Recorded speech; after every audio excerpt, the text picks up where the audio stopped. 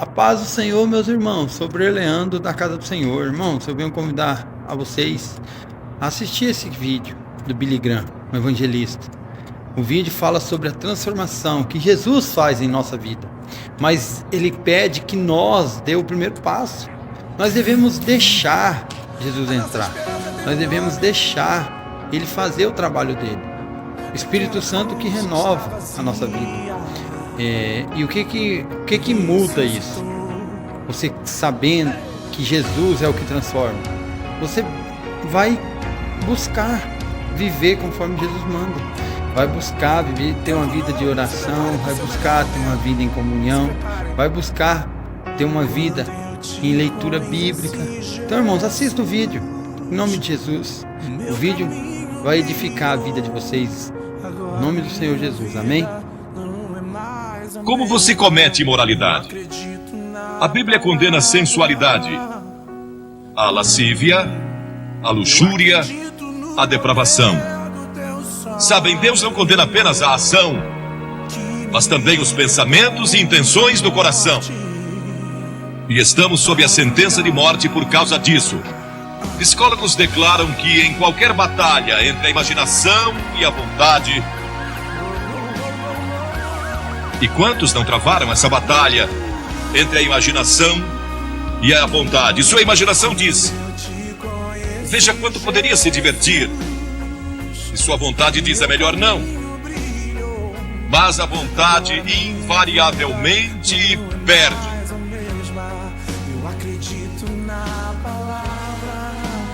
A imaginação vai vencer.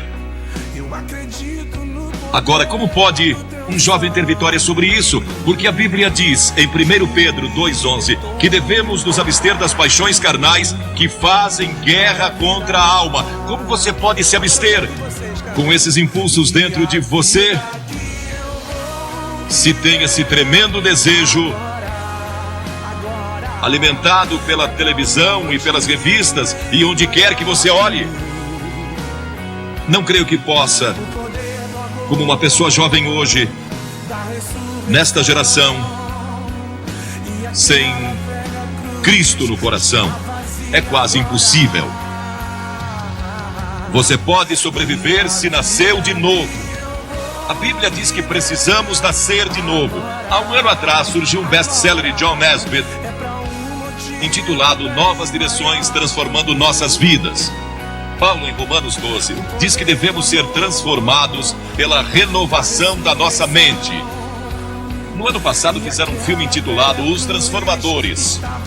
Quem é o verdadeiro transformador? Vou lhe dizer quem é o verdadeiro transformador: é Jesus Cristo, que disse: você precisa nascer de novo se quiser ver o reino de Deus.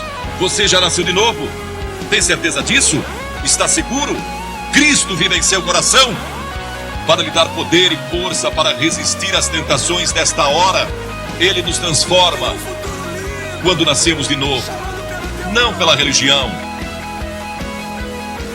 Tenha um relacionamento com Cristo. Deixe que Ele controle sua vida constantemente. Mas então você pergunta: como é que eu nasço de novo? Primeiro, arrependa-se dos seus pecados. Todos somos pecadores. Arrependimento significa mudança em seus pensamentos e seu estilo de vida. Você está disposto a deixar Deus entrar, transformando numa nova pessoa? É algo que só Deus pode fazer. É uma obra sobrenatural. Você não pode fazê-lo. Não pode transformar a si mesmo. Deus tem que fazê-lo. O Espírito Santo tem que fazê-lo. E quando se arrepende e diz a Deus: Senhor, eu quero deixar meus pecados, quero mudar todo o meu estilo de vida. Isso é se arrepender. E segundo, você vem pela fé. Fé significa entrega. Você se entrega a Cristo como seu único Salvador, seu único Senhor. E Ele entra em seu coração pelo Espírito Santo. E Ele lhe dá um poder que você normalmente não teria. Um poder para resistir às tentações, poder para produzir o fruto do Espírito e verdadeiro amor, alegria e paz em seu coração. E então você estuda a palavra de Deus, o passo seguinte: E isso se torna a sua fonte de força. O estudo da Bíblia. A fé vem pelo ouvir e o ouvir pela palavra de Deus, a Bíblia diz. Em Filipenses 2,5 diz: tende em vós o mesmo sentimento que houve também em Cristo Jesus. E a Escritura diz: de que maneira, no Salmo 119, de que maneira poderá o jovem guardar puro o seu caminho? E então, o próprio salmista dá a resposta: observando segundo a tua palavra. Estude as Escrituras, estude a Bíblia, e isso lhe dará uma força que você nunca teve antes. E terceiro, busque pureza espiritual. E isso significa gastar tempo em oração. Jesus disse no Sermão do Monte: bem-aventurados os limpos de coração, porque eles e só eles verão a Deus. Pureza de coração é só através de Cristo. E quarto, obediência. Aquele que tem os meus mandamentos e os guarda, esse é o que me ama. Você guarda meus mandamentos? 2 Timóteo 2,22 diz: foge das paixões da mocidade. Foge delas quando o diabo vem com cobiça e tentação. Fuja. Duas coisas: cite as Escrituras e você vai ver como isso é importante. Cite as Escrituras e fuja daquela tentação.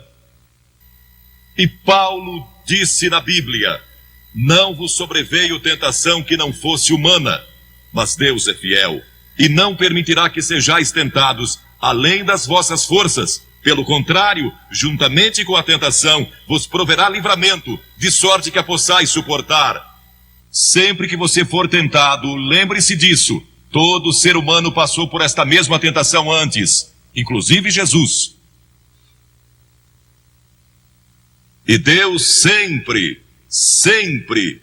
provê um escape. Portanto, não há desculpa. Você não poderá comparecer diante do juízo dizendo que não teve poder para resistir. Deus provê um meio de escape. No momento em que a tentação vier, lembre-se disso. Deus lhe deu um meio de escapar dela. Procure-o e o encontrará, pois foi prometido em 1 Coríntios 10:13. Agora, estes princípios não são apenas para os jovens, são para os adultos também. Todos nós precisamos desses princípios em todas as fases da nossa vida. Paulo, escrevendo ao jovem Timóteo, disse: conserva-te a ti mesmo puro. Conserva-te puro. Quantos de nós aqui somos puros? Basta viver dia a dia nesta nossa sociedade saturada pelo sexo para sentir impureza nos contaminando. Nunca houve uma geração como esta. Viveram assim em Sodoma, em Gomorra, e em Roma e em outras civilizações do passado, mas nunca tivemos a página impressa com isso diariamente. Nunca tivemos a televisão, nunca tivemos filmes, nem tantas outras coisas lançadas sobre nós da forma que vemos hoje. Nunca houve uma geração que tivesse tanta necessidade do poder de Cristo em seu coração para resistir como esta geração. Quando José foi tentado, e aquela mulher, a esposa de Potifar, tentou segurá-lo e convencê-lo a ir para a cama com ela, ele a deixou e fugiu. E a Escritura diz que deixou as vestes nas mãos dela. E José pensou que estava perdendo tudo, porque tinha subido ao posto máximo do império comercial de Potifar. Foi lançado na prisão, mas não sabia que Deus tinha sua mão sobre ele o tempo todo, e sempre que você resiste, Deus está guardando você e vai estar ali para ajudá-lo. Agora, esta pobre mulher que tinha sido arrastada pelos fariseus e saduceus e condenada, tinha sido surpreendida em adultério. De acordo com a lei de Moisés, ela e o homem que estava com ela mereciam morrer. O castigo era duro sob a lei de Moisés. Mas todos ali se sentiram condenados por causa dos seus próprios pecados quando leram os 10 mandamentos ou o que Jesus estava escrevendo. Foram convencidos do seu pecado, talvez de orgulho, ou idolatria, ou cobiça, ou mentira, E são pecados diante de Deus tanto quanto imoralidade. E muitos de nós aqui hoje talvez não sejamos culpados de adultério ou fornicação, mas somos culpados de muitas outras coisas. Satanás às vezes nos leva a pensar: bem, eu não sou imoral, então este sermão não é para mim. Esta mensagem é para todos aqui, porque todos pecamos e estamos destituídos da glória de Deus, e talvez seu problema seja orgulho ou hipocrisia. Eles leram seus pecados escritos na areia e se retiraram. Algumas das pessoas mais morais aqui hoje, algumas das melhores pessoas deste país, precisam de Cristo, tanto quanto aquele que cometeu imoralidade sexual. Jesus disse: mulher, onde estão os teus acusadores? Ninguém te condenou? E havia música em sua voz quando ela respondeu: ninguém, Senhor. Naquele momento ela recebeu Cristo como seu Senhor, porque este é o sentido da palavra no grego, meu verdadeiro Senhor. Naquele momento, ela abriu seu coração a Jesus Cristo. As Escrituras dizem: vinde, pois, e arrazoemos. Diz o Senhor: ainda que vossos pecados são como a escarlate, eles se tornarão brancos como a neve, ainda que são vermelhos como o carmesim, se tornarão como a lã. Como pode ser isso? Por causa da cruz. Quando Cristo morreu na cruz, ele levou o nosso pecado e pecados. E há uma diferença entre pecado e pecados, plural. Pecado é a doença que temos, é a raiz. E dela vem os pecados: orgulho, lascívia, cobiça, inveja, o que quer que seja. Os pecados daquela mulher foram perdoados porque Jesus foi para a cruz. E nossos pecados podem ser perdoados porque ele levou esses pecados sobre a cruz por nós. E Deus o ressuscitou dos mortos, e ele está vivo hoje. E está pronto para entrar em seu coração e transformar sua vida. E então Jesus deu a essa mulher esperança para o futuro. Ele disse: vai e não peques mais. Volte para a sua cidade, volte para os seus amigos, volte para a sua velha vizinhança, volte para todos os lugares por onde você andou e não peques mais, porque eu estarei com você, dando-lhe força e poder para resistir às tentações. A Bíblia diz que o próprio Jesus foi tentado em todas as coisas à nossa semelhança, mas sem pecado. Seu passado pode ser perdoado e você pode ter um poder especial para resistir ao pecado no futuro. Você já recebeu a Cristo em seu coração? Talvez diga: bem, Billy, eu fui batizado e fui confirmado conforme a tradição da minha igreja. Você vive uma vida reta e realmente não é má pessoa. Mas no fundo do seu coração realmente não conhece a Cristo, não tem certeza disso, ou talvez você seja a pior pessoa de sua cidade e está vivendo hoje. Ele perdoará você, se você deixar. Ele morreu por você, verteu seu sangue por você, e foi pendurado na cruz, e puseram pregos em suas mãos e uma coroa de espinhos na cabeça. E o sangue jorrou das feridas. E ele clamou: Deus meu, por que me desamparaste? E curvou sua cabeça e disse: está consumado. O caminho da salvação agora está completo. E ele foi recebido de volta no céu, para onde nós iremos um dia.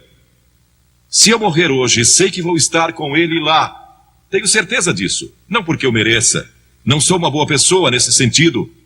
Não sou bom que chega para ir ao céu. Não é porque eu li a Bíblia ou preguei em reuniões como esta. Não vou para o céu por causa disso. Vou para o céu por causa do que Cristo fez, e você pode ir para o céu da mesma forma. E pode receber perdão dos seus pecados. E pode ter poder em sua vida para resistir à tentação quando ela vier. Você diz: que devo fazer? Como eu disse há pouco, disponha-se a dar as costas ao pecado e se arrepender. Segundo, pela fé, receba a Cristo. Essa palavra fé é mais do que você pode conceber. Significa dedicação. Eu me entrego.